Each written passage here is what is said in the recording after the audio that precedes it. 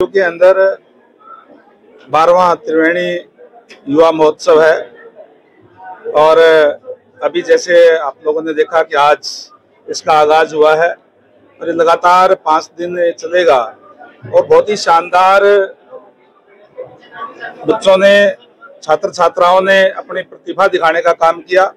मैं समझता हूं कि इस तरीके के मंच से आगे आने वाले समय के अंदर बहुत सी प्रतिभाएं निकल के आती है जो अलग अलग फील्ड के अंदर अपना कार्य करती है।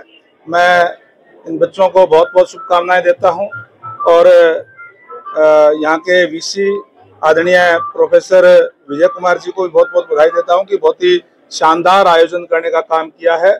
और युवा हमारे देश की शक्ति है और आज जिस तरीके से भारतीय जनता पार्टी की सरकार लगातार है, युवाओं के लिए शिक्षा के साथ साथ रोजगार भी इनको मिले, इस तरीके की व्यवस्था करने का काम हरियाणा सरकार की तरफ से किया जा रहा है, जहां शिक्षा के साथ साथ कौशल की भी शिक्षा मिलेगी।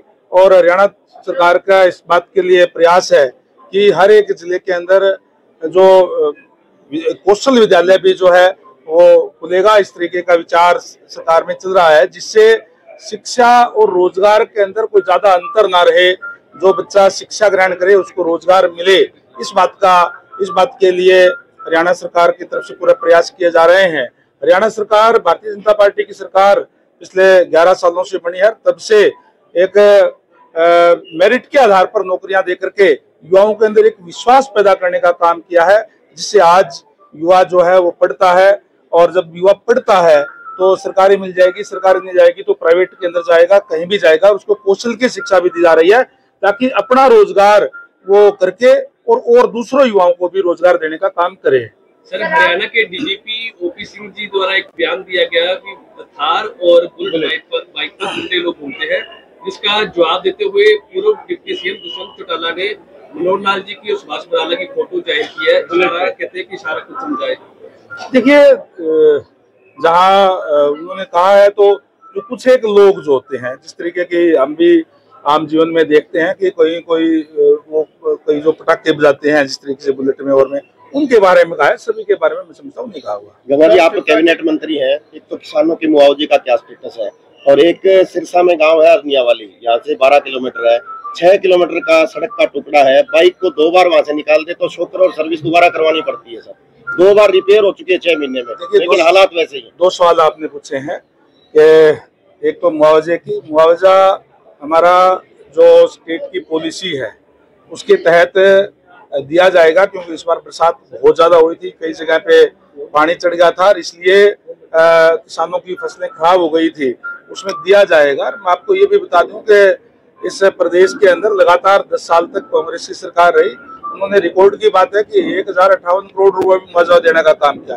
हमारी सरकार ने 10 सालों के अंदर 15,465 करोड़ रुपए यानी लगभग 15 गुना मुआवजा देने का काम हमारी सरकार ने किया है। और किसानों के लिए तो वैसे भी हमारी सरकार गंभीर है, सारी की सारी फसलें एमएसपी पे खरीद करने का काम करने वाली हरियाणा एक पहली ऐसी सरकार है, पहला ऐसा स्टेट है जिसमें सारी की सारी फसलें खरीदी जा रही है।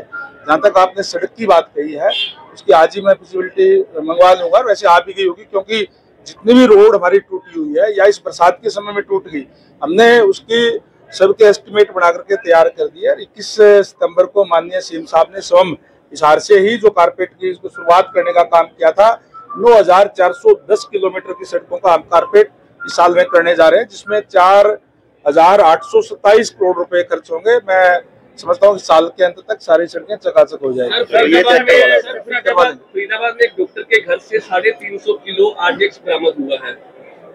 देखिए, ये तो जांच का विषय मेरे नॉलेज में नहीं है, अगर कोई हिस्सा होगा तो निश्चित तौर पर कार्रवाई होगी। सिरसा के विधायक है सर गोकुल सेतिया, वो लगातार चर्चा में रहते हैं। इस बार उन्होंने आप पर निशाना साधा है कि रणवीर गंगवा है जो सिरसा के जिला परिषद के सीईओ है, उसका बचाव कर रहे हैं। मैं देखिए, जो प्रजातंत्र है, प्रजातंत्र के अंदर लोग चुन करके भेजते हैं और जो लोग चुन करके भेजते हैं उनका व्यवहार अच्छा होना चाहिए।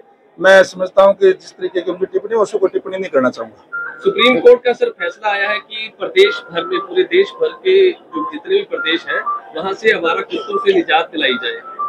से आवारा कुत्तों से निजात दिलाई जाए। अब बिल्कुल जिस तरीके से हमारी सरकार भी समय समय के ऊपर इसके लिए काम करती है और चाहे वो इंजेक्शन लगा करके और करके सारा जो कार्रवाई करने का काम करती है। संपत सिंह जी कांग्रेस छोड़ गए हैं सर, नुकसान होगा कांग्रेस को?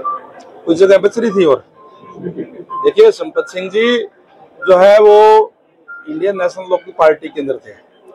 अब इंडियन नेशनल लोकदल पार्टी क्यों छोड़ी ये भी कोई पता नहीं। फिर वो कांग्रेस में आए, फिर कांग्रेस क्यों छोड़ी वो पता नहीं थी, बीजेपी में आ गए। बीजेपी में आने के बाद में फिर कांग्रेस में चले गए, बीजेपी क्यों छोड़ दी उसका ये भी पता नहीं। आज वो क्योंकि सारे दरवाजे उनको बंद आ गए। मैं समझता हूँ कि कांग्रेस पार्टी ने तो बहुत लंबे समय से उनको छोड़ दिया था, उन्होंने अब छोड़ी है और दोबारा इंडियन नेशनल लोकदल के अंदर गए हैं।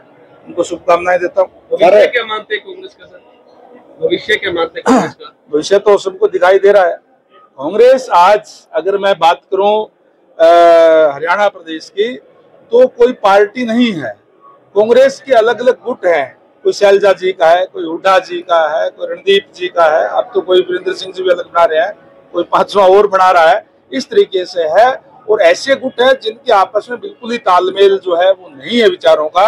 और मैं समझता हूं कि ये लोग प्रजातंत्र के अंदर जनता का विश्वास खो चुके लोग हैं, इसलिए निरंतर और नीचे जा रही है कांग्रेस पार्टी की हालत और ज्यादा खराब हो। सर आपने कहा था आरोप लगाया गया कि हरियाणा में विधानसभा चुनाव में 25 लाख वोट चोरी हुए हैं। देखिए मैं समझता हूं कि वोट तो चोरी हुए हैं, मैं मानता हूं इस बात को, लेकिन इस बात पे कांग्रेस को आत्ममंथन करना चाहिए, चिंतन करना चाहिए कि चोरी क्यों हुए हैं।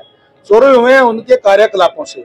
लगातार लंबे समय से प्रदेश में भी देश में भी जो है वो सरकार कांग्रेस की रही और उस कांग्रेस ने हर वर्ग से वायदा करने का काम किया। उन्होंने कहा कि कांग्रेस का गरीब के साथ, लेकिन जब सत्ता में आ जाती थी तो फिर गरीब को भूल जाती थी। आज वो कमेरा वर्ग है, किसान है, मजदूर है, व्यापारी है, वो सारे के सारे भारतीय जनता पार्टी के साथ खड़े हो गए और उनको वोट चोरी नजर आते हैं। इस तरह की बातों कर रहे हैं। कांग्रेस के विधायक हैं गोकुल सेठी ने साफ तौर पर आपको चेतावनी दी है, चैलेंज भी दिया है कि आप उनके मैंने कहा था, मैंने पहले कह दिया, मैंने पहले कह दिया आप उनके विधानसभा में इंटरफेयर कर रहे हैं, तो इसलिए गोकुल सेठी भी जिसकी इतनी अच्छी सोच जिसकी उसके बारे में क्या टिप्पणी मैं करूंगा।